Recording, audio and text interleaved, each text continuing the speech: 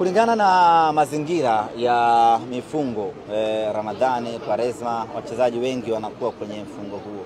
Kwa hiyo intensity yao na energy yao inakuwa sio ya 100%. Kwa hiyo unachofanya ni kucheza kwa malengo.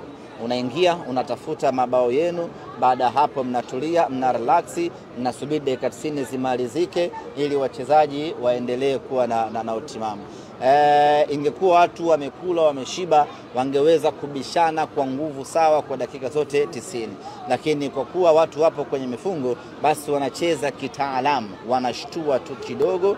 Baada hapo unakuwa na uhakika wa kuchukua alama 3 ama kwenda kusonga mbele, unaelekea hatua inayofuata.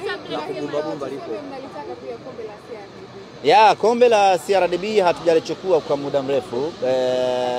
Mafanikio yetu kwa miaka hivi karibuni imekuwa ni kuishia hatua ya nusu finali. Tumecheza nusu finali 2, moja Mwanza tukatolewa, nyingine Mtwara tukatolewa, na mwaka jana tukatolewa hatua ya 16 bora dhidi ya Mashujaa.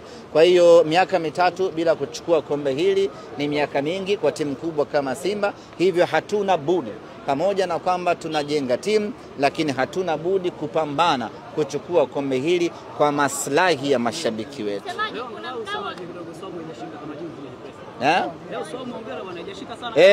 Haijashika. Siku zile sikula daku.